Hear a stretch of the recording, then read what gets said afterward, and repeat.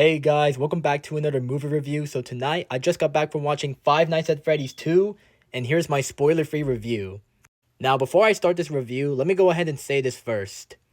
First off, I just want to say that I'm not a huge Five Nights at Freddy's person at all. I know nothing about the lore of Five Nights at Freddy's, and I have never played a single Five Nights at Freddy's game in my entire life. But I remember seeing the first movie from 2 years ago, and I remember walking out of it thinking that it was okay. It wasn't bad, but it definitely could have been better. So when I heard that they were making a second Five Nights at Freddy's movie, I'm not gonna lie, I was low-key pretty excited. I thought the trailers for this movie looked pretty cool, and that's how I got pretty excited for this movie. I've been hearing a bunch of mixed opinions about this movie. Some people hate this movie, and some people love it.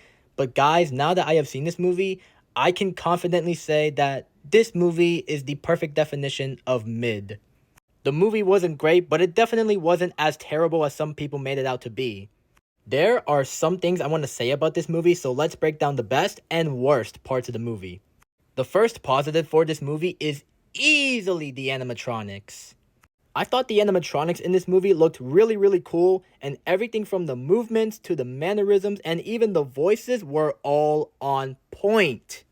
And speaking of the voices, Megan Fox as Toy Chica was honestly pretty solid. And I'm not gonna lie to you guys, I low-key forgot that Matt Pat was the voice of Toy Bonnie, because when you go see this movie, you can definitely tell that they altered his voice.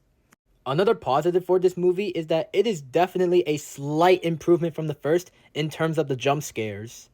I actually thought that this movie was low-key scarier than the first, and there were a decent amount of jump scares in this movie that had me jumping out of my seat at times. And the final positive for this movie is the opening scene.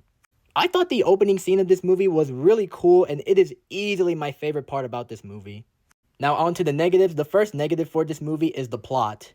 I'm gonna be brutally honest here, I found the plot of this movie to be pretty weak, and I just didn't think it was all that interesting.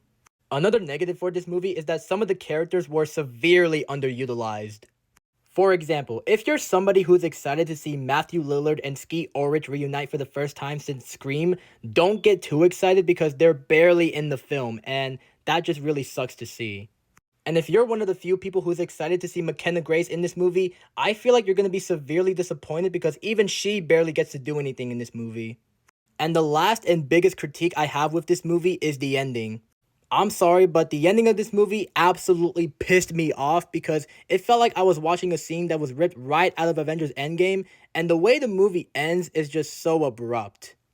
I'm sorry, but that's the hard truth. Overall, I had a pretty enjoyable time at the theaters watching this, and I liked this movie more than the first, and I thought it was a decent sequel to the first Five Nights at Freddy's movie, and the rating I would give for this is a solid 6 out of 10. But anyways, yeah, that's my review of Five Nights at Freddy's 2, and thank you for watching. If you want to see more reviews like this, follow me for more. Peace out.